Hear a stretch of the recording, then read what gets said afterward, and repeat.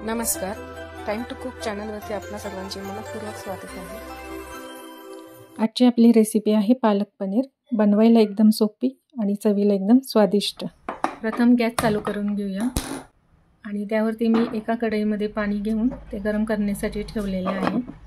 झाकण ठेवायचं आहे म्हणजे लवकर गरम होईल। आता इथे आपल्याला पालक ब्लांच करून घ्यायचा आहे। त्यासाठी मी इथे पालक स्वच्छ धुवून घेतलेला आहे, स्वच्छ करून घेतला आहे आणि आता आपण तो पाण्यामध्ये टाकायचा आहे। या गरम पाण्यामध्ये 2 मिनिट आपल्याला गरम पाण्यामध्ये ठेवायचा आहे। हा असा बुडवून व्यवस्थित बुडवून घ्यायचा आहे, म्हणजे त्याचा जो हिरवेपणा आहे तो तसाच राहील। या पद्धतीने छान बुडवून घेतलेला आहे। आता आपल्याला तो काढून थंड पाण्यामध्ये टाकून घ्यायचा आहे। इथे मी एका बाउलमध्ये आईस टाकलेलं पाणी घेतलेलं आहे। त्यामध्ये आपण 2 मिनिटं बुडवून ठेवायचं आहे। 2 मिनिटं बुडवून ठेवल्याने आपली जी कुकिंग प्रोसेस आहे ते थांबेल आणि आता आपल्याला ते एका मिक्सरच्या भांड्यामध्ये काढून घ्यायचं आहे। मी ते मिक्सरच्या भांड्यामध्ये ते काढून घेतले।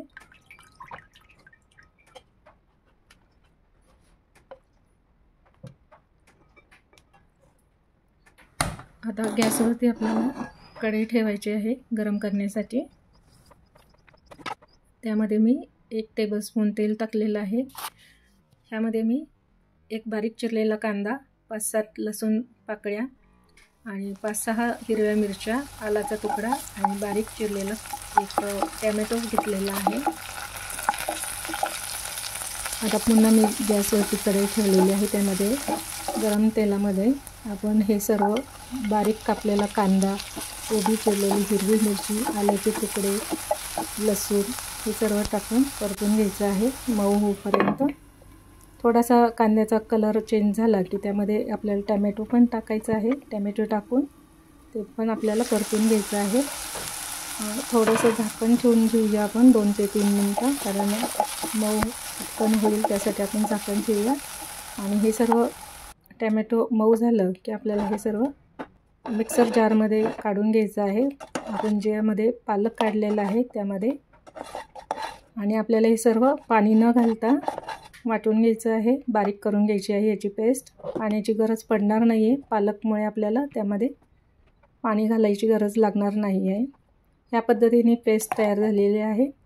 आता मी तीच कढई वापरती आहे। पुन्हा गॅसवरती गरम करायला ठेवलेली आहे। त्यामध्ये तेल घेतलेलं आहे आणि अर्धी चमचा हळद, इथं मी काश्मीरी लाल मिरची वापरली आहे, तुम्ही साधी वापरली तरी चालेल। आणि जिरे पावडर आणि धने पावडर अर्धा चमचा टाकलेला आहे। हे परतून घेऊया आणि आता आपण जी पेस्ट केलेली आहे पालक आणि मसाल्याची ती टाकून चांगली परतून घ्यायची आहे। सतत हलवून परतायचं आहे। हे आपल्याला हे चांगलं परतून घ्यायचं आहे। आता झाकण ठेवून घेऊया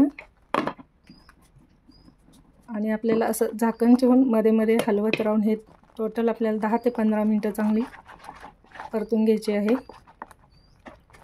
खाली लागलं नाही पाहिजे, जळालं नाही पाहिजे, तर हे मध्ये मध्ये आपण परतून घ्यायचं आहे।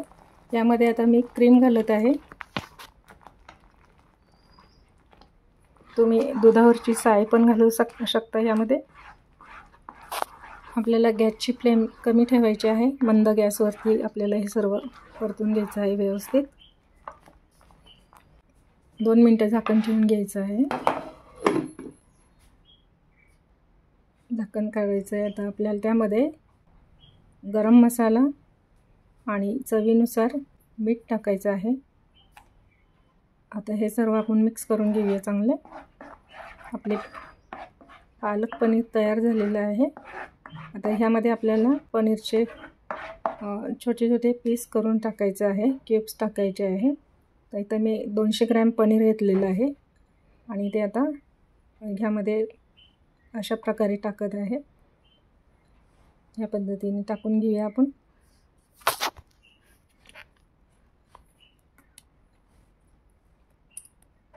पनीरचे पीस तुम्हाला जसे पाहिजे तसे तुम्ही कट करून घेऊ शकता। हे मी छोटे छोटे कट केले आहे, तुम्हाला जर पाहिजे असेल तर तुम्ही मोठे देखील कट करून घेऊ शकता। आता हे मिक्स करून घ्यायचं आहे.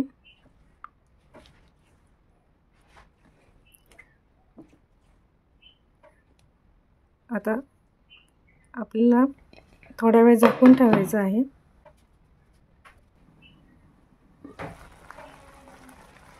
फ्लेम आपल्याला कमीच ठेवायची आहे, मंद गॅसवर.